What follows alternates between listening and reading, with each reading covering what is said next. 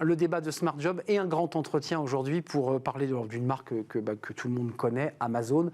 Et j'accueille Catherine Chilansky. Bonjour Catherine. Bonjour. Ravi de vous accueillir. Vous êtes la DRH d'Amazon Store, avec un S, France, Belgique, Luxembourg.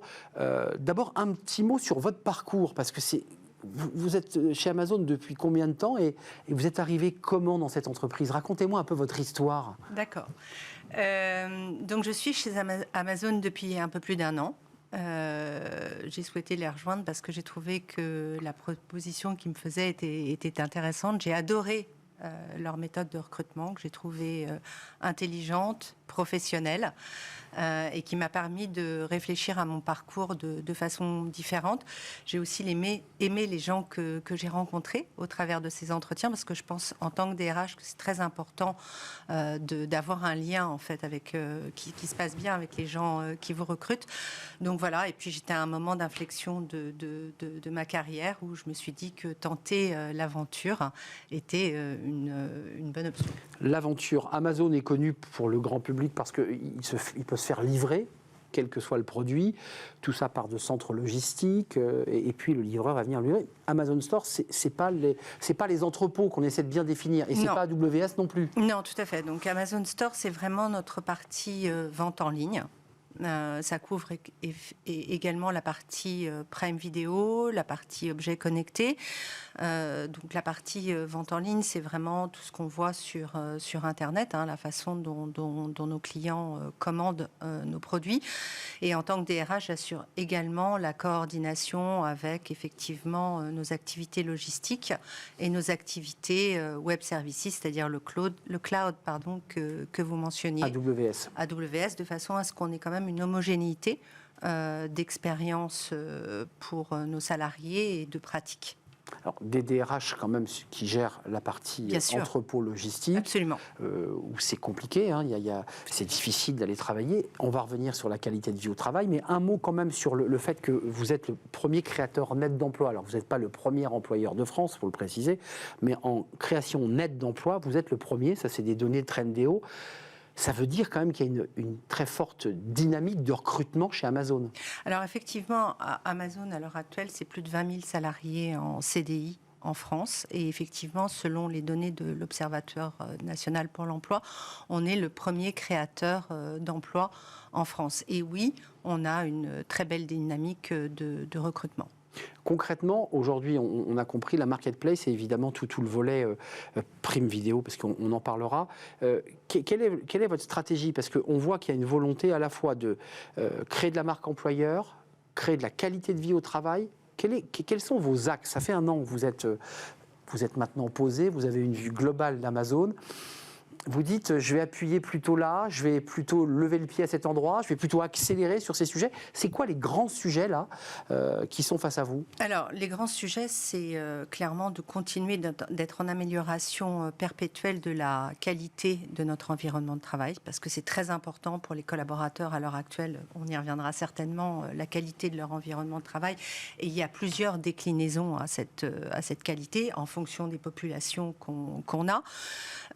Et puis également d'être une entreprise vraiment porteuse de développement de compétences et de développement de carrière. Et ça commence au recrutement. Ensuite, ça passe par la formation et puis par la mobilité interne. Vous dites 20 000 CDI, c'est le chiffre que vous évoquez, qui fait que vous êtes le premier créateur net. On entre en CDD et on passe en CDI, où votre stratégie, c'est de dire, on vous tend la main, vous avez une période d'essai et vous entrez en CDI chez Amazon. Non, on a clairement une politique d'embauche en CDI. Alors, on peut avoir des emplois saisonniers dans la logistique au moment des pics d'activité, et ça peut se transformer en CDI, et on le souhaite.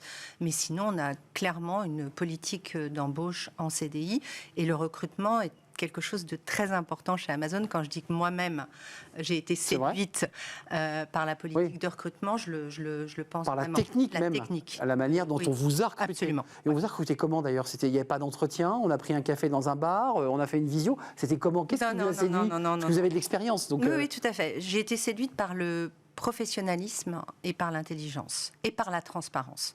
Je pense que c'est très important dans les processus de recrutement d'avoir une communication transparente avec le candidat, de lui expliquer comment et sur quoi il va être évalué. Et ça, vraiment, chez Amazon, c'est quelque chose qui est clé. Et on explique bien à notre candidat que ce qu'on va rechercher chez lui, c'est l'adéquation à notre culture d'entreprise, et je pourrais y revenir, et à son potentiel, en fait. Ce qu'on recherche, c'est un potentiel parce que ce qu'on souhaite, c'est recruter des gens qui vont évoluer au sein d'Amazon. L'idée, c'est, on a un poste sur 2 chez Amazon qui est couvert en mobilité interne. Donc, on cherche vraiment à ce que les salariés d'aujourd'hui soient nos salariés de demain et qu'ils évoluent. Vous évoquez en creux les soft skills. Vous nous dites, on veut des personnes engagées, oui. En phase avec la culture de l'entreprise. On vous l'a défini pour la culture de l'entreprise. Quand vous êtes assis, on vous a dit, voilà, Amazon, c'est ça. Absolument. Non, mais dans le cadre du processus de recrutement, on explique aux candidats, et puis après, il y a beaucoup de choses sur notre site Internet, parce que finalement, quand on recrute, c'est une décision importante pour nous, c'est une décision importante aussi pour le candidat, et il doit se préparer. Ça, moi, je suis, en tant que DRH, très attachée au fait que les candidats doivent préparer leur entretien, parce que c'est une partie de leur avenir professionnel qu'ils jouent, donc il faut qu'ils connaissent la société qu'ils vont rejoindre et qu'ils l'apprécient.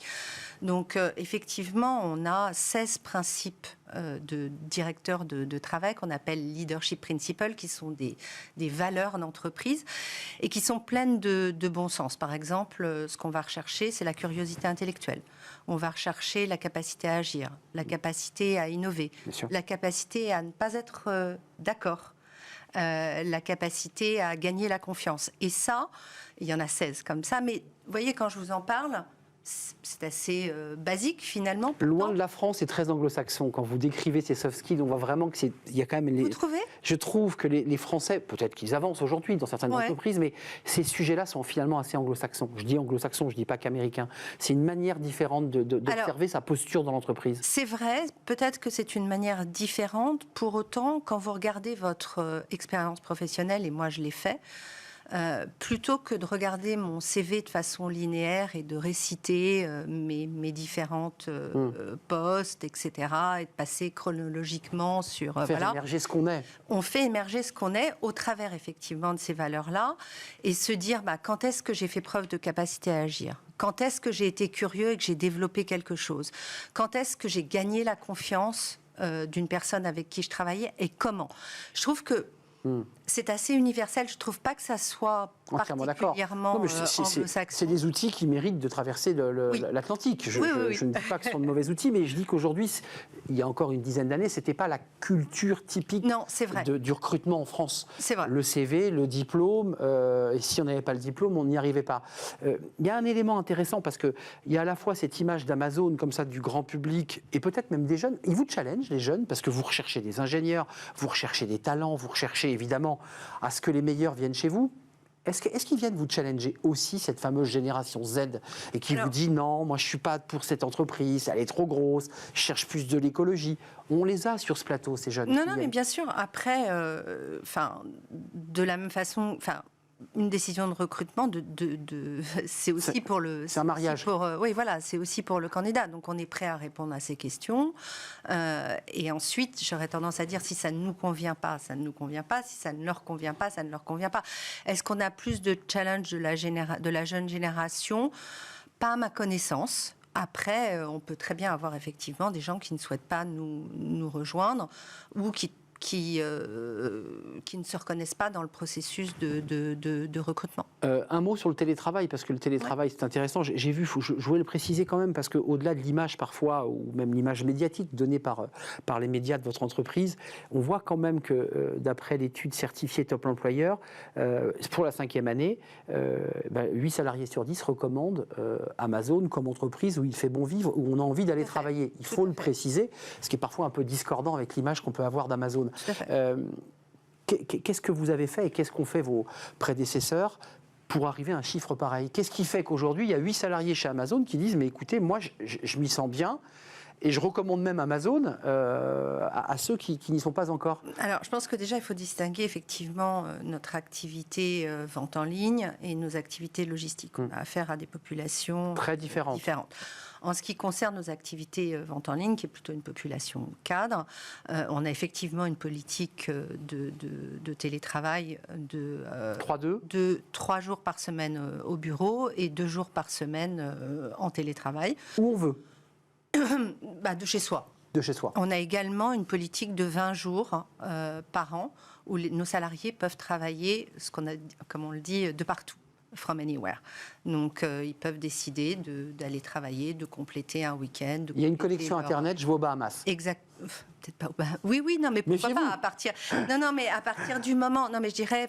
L'idée, c'est de pouvoir compléter ses vacances ou un long week-end et de travailler. Parce que maintenant, à post-Covid, on sait que les gens peuvent télétravailler. Après, nous, en tant qu'employeurs, on a souhaité que nos salariés soient quand même présents au bureau, parce que capacité d'innovation, parce que lien social, parce que développement des collaborateurs juniors, et que ça, on ne peut pas le faire, ou on le fait moins bien en télétravail. Donc ça, c'est le premier volet, je dirais, pour nos salariés cadres.